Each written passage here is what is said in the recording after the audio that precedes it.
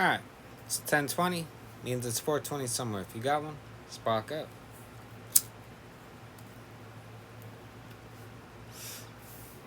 Alrighty. Part 17 of the George Carlin audio book, When Will Jesus Bring the Pork Chops? If you haven't seen the first 16 parts, I do have a playlist. Go to my channel and you'll see the playlist there. Let's go ahead and get started. Piece of graffiti I saw scrawled in black marking pen on one of those newspaper now in refreshing mint. Here's a piece of graffiti I saw scrawled in black marking pen on one of those newspaper dispensers you see on New York sidewalks. It said, "Rosie O'Donnell sleeps with her head between a woman's legs." I couldn't help wondering who had written it, and under what circumstances.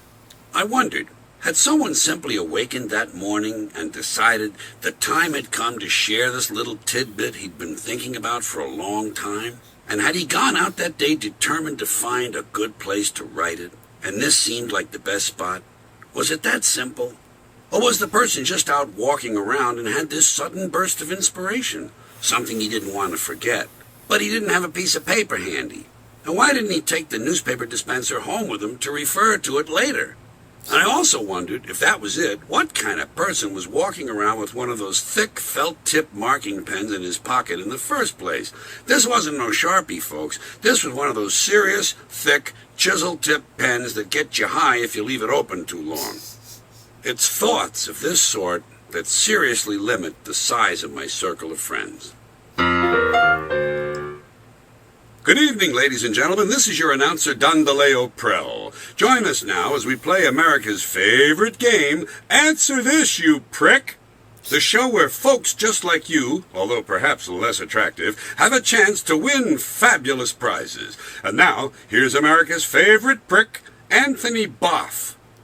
Hi, folks. I'm your genial host, Anthony Boff. Our jackpot today is $111 plus a trip up north. Let's meet our first two contestants, Clark Fark and Dolly Drellman. What do you do, Clark? I pretty much just sit around, Anthony. Swell. What about you, Dolly? No sitting around for me, Mr. Boff. I stand near the window. All day?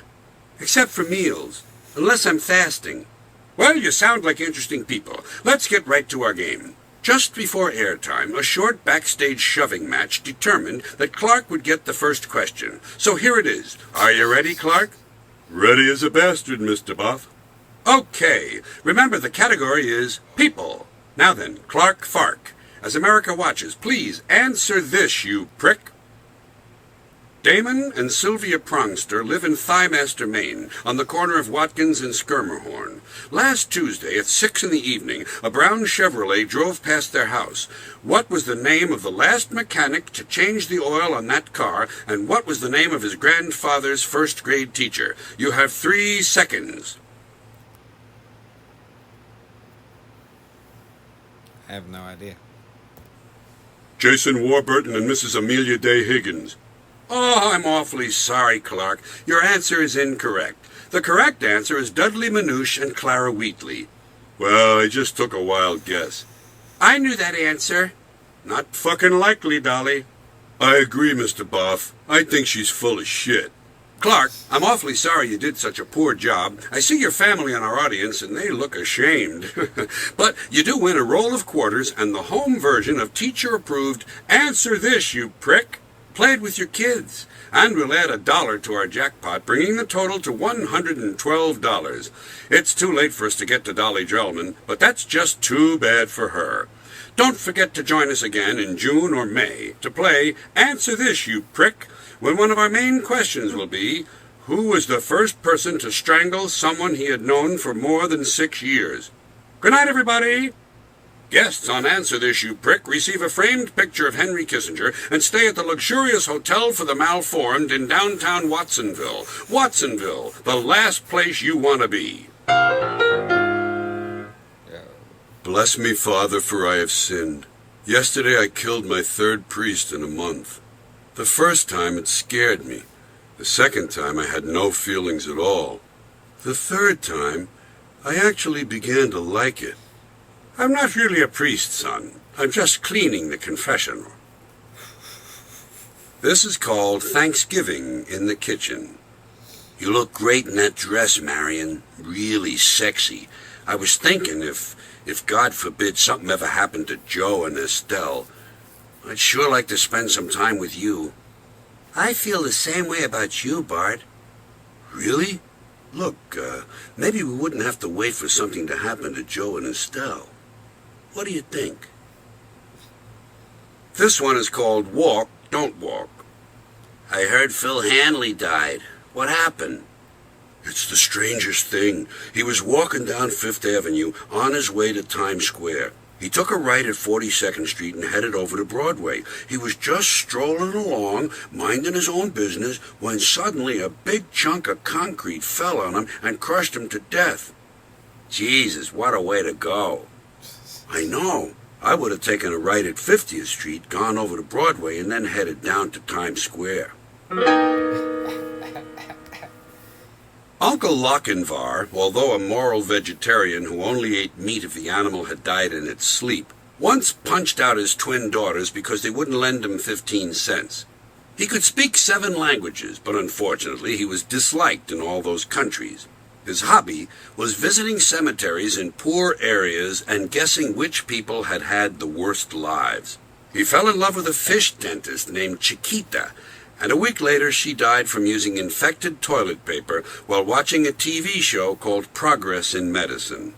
Inconsolable, Lochinvar, after composing his own epitaph, "Believe me, I wasn't a schmuck," died as part of a group enema suicide pact. Uncle Sherlock was a proctologist's mate in the Navy who fought in Korea and the Philippines. Unfortunately, it was just last year, and he was jailed in both countries. He was the only man ever brought before the World Court for unpaid parking tickets. His personal checks did not depict nature scenes. They showed animal euthanasia and the Allied firebombing of Dresden. During a bungee jump, he fell in love with a Dutch courtroom artist, and they were married in a windmill the next day during a relative calm. They drifted apart when he realized that all she wanted to do was sit for hours and listen to skiing on the radio. Later, he moved to Milan and was killed when a riot broke out at the La Scala candy counter during the second act of Rigoletto. Uncle Dagwood was a fun guy. He once claimed the most difficult thing he ever did was to take a shit in a phone booth without removing his overcoat. He met his wife, Spatula, at a UFO convention where she was conducting a basketball clinic for abductees. The instant they met, Dagwood knew she was his kind of woman. She had peach preserves in her hair and brown gravy caked on her neck. Spatula worked for years as an unregistered nurse and eventually ran off with an ironmonger. She and her new lover, Rolf, died in a blimp fire over Newfoundland, and Dagwood was killed in a Barcalounger having rough sex with a Norwegian fisherman. Uncle Lucifer was my most interesting uncle. He was an elk hunter, but he wouldn't kill the elk. Instead, he would chase it down, knock it to the ground, and suck all the gristle out of its neck through a Donald Duck straw. He was fun to be with.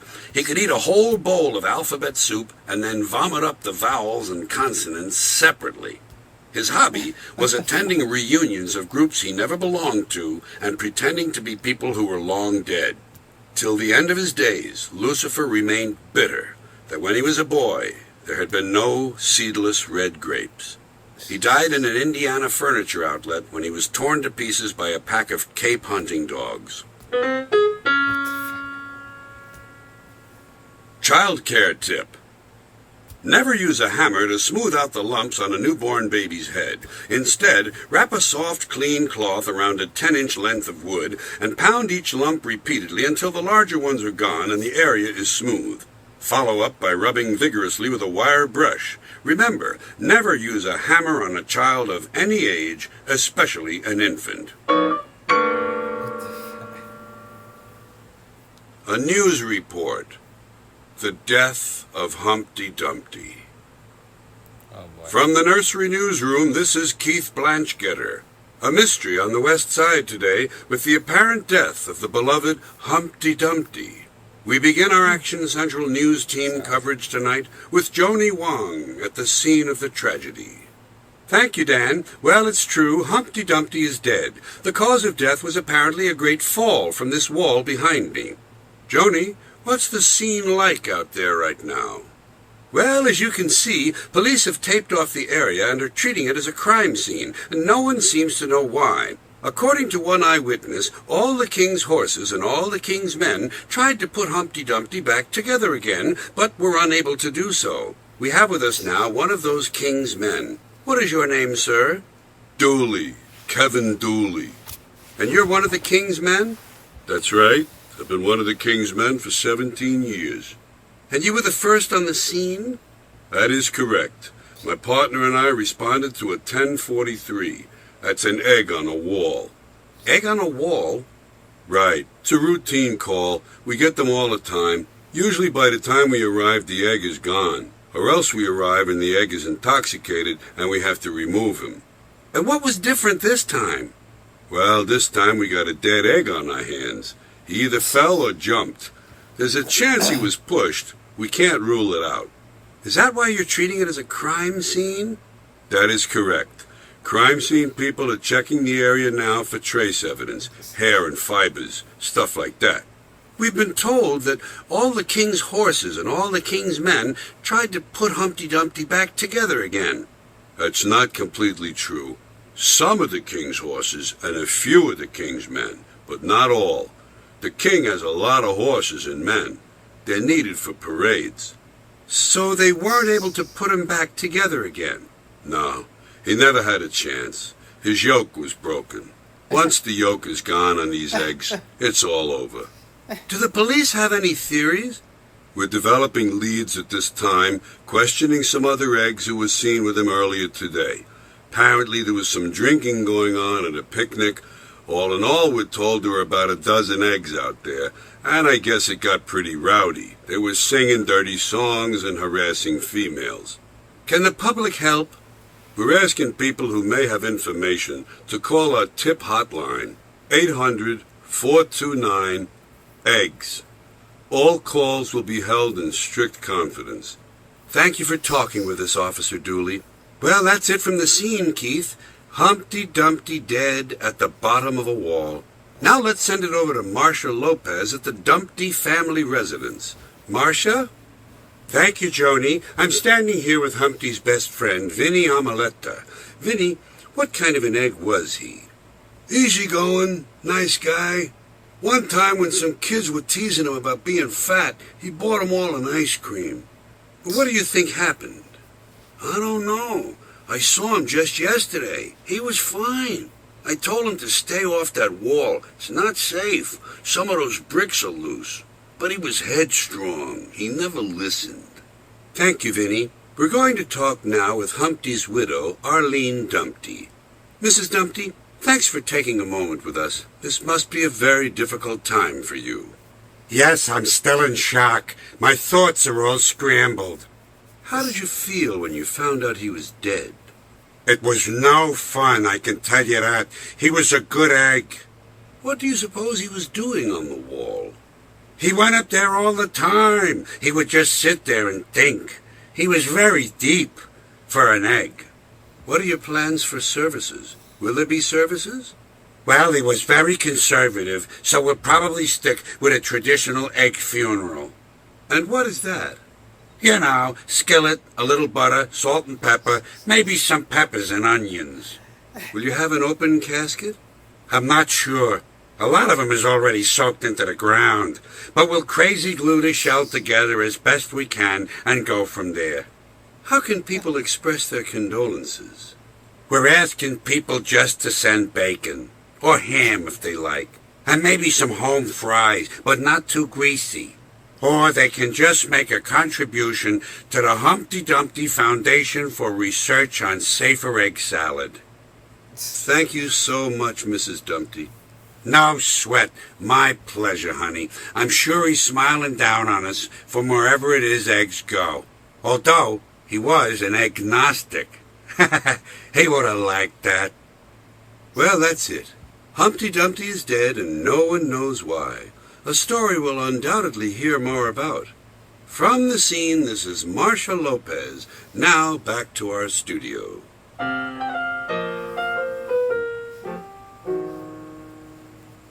Here's a good way to provide some entertainment for your 4-year-old when you tuck him in at night, and at the same time, stimulate his imagination. Oh, boy. I came up to say goodnight and tuck you in, Timmy. You had a big day, so make sure you get a good night's sleep. And don't forget to watch out for the boogeyman. Remember what Daddy told you about the boogeyman? How he kills little boys? What do you think, Timmy? Is the boogeyman here in your room, hiding somewhere? Is he in the closet? Is he going to jump out and kill you when I leave the room? He might. You never know. Maybe he's under the bed. He likes to hide there, too. He might claw his way through the mattress and kill you. Don't let him kill you, Timmy. You know what he does? He sticks a sharp metal tube up your nose and sucks the fluid out of your brain. It really hurts a lot. I'm going to turn out the lights now and leave you alone in the dark, all by yourself. And I don't want to hear a peep out of you. If I hear any noise coming out of this room, I'm going to come up here and beat you. Try to get a good night's sleep. By the way, Mommy saw a monster walking up and down the hall last night. The monster had a piece of paper in his hand with your name on it. Night-night. Here's a surefire way to stimulate the economy and increase productivity at the same time. From now on, when someone asks what time it is, it costs $1. That would stimulate the economy. Then, if they don't want to pay, they have to go find out for themselves. That would increase productivity. Some of my ideas may not be perfect, but they're always worth considering. The best thing about visiting a hospital is that you see a lot of people who are much sicker than you, and it kind of makes you feel good. True fact. I read that there's a rich couple in the Hamptons on Long Island who have palm trees on their property, and in the winter they fly the trees to Florida to get them out of the cold weather. I can't help wondering how they treat their servants. You know how sometimes you have a song going through your head over and over all day long, maybe even 2 or 3 days, and it's driving you crazy because you can't get it out of your mind? Well, I know how to fix that. It's extreme, but it works every time. You kill yourself. You know, they're always talking about what separates the men from the boys. Well, I'm going to tell you what separates the men from the boys. The sodomy laws. Regarding a wild goose chase, why are these wild geese supposed to be so hard to find? They're right up there in the sky. I see them flying over in big flocks all the time in the spring and the fall. They don't seem to be hiding, so why do we make such a big deal out of this? Live every... Bandit ran up on a flock of geese one time.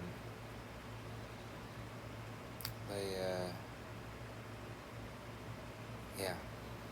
He was off the leash. He seen them. And they all took off. Well, 2 stuck around to chase him off. But, yeah. Little does he know. That's actually what he eats. Day as if it's your last. And eventually, it will be. You'll be fully prepared. I hope I meet Bob Dole someday. I plan to grab his bad right arm and shake it like crazy. By the way, I'm glad he didn't get to be president. I prefer a guy who can push the nuclear button with either hand.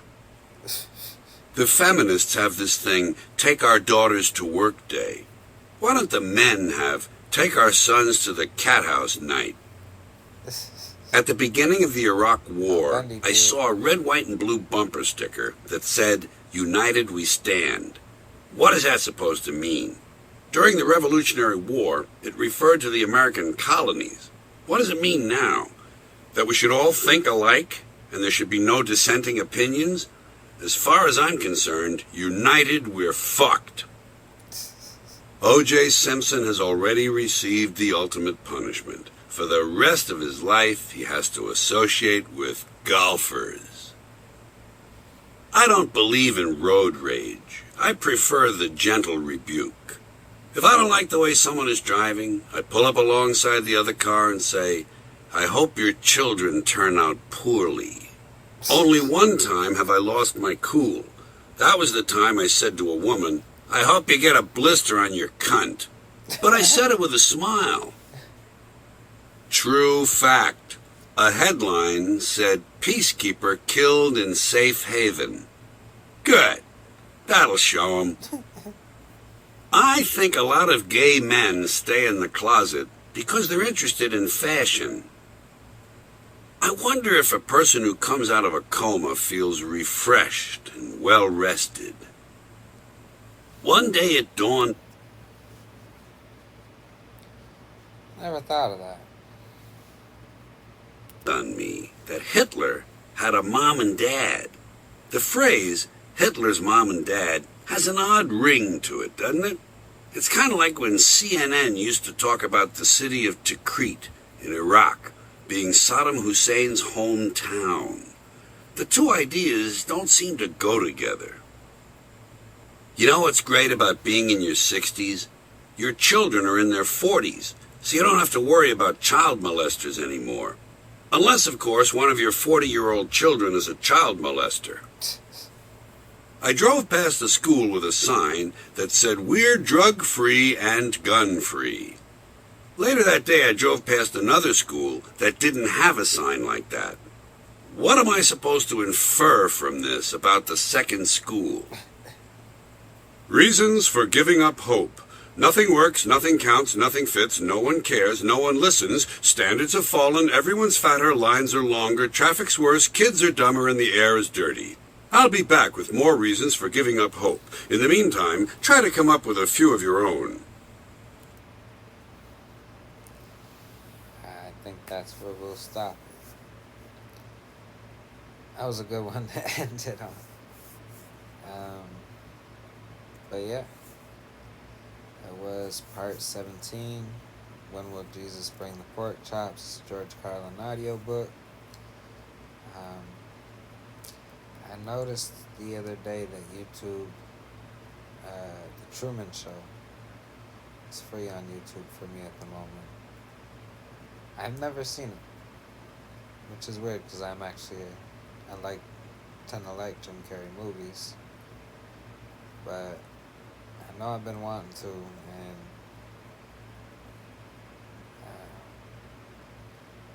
especially with all we got going on today.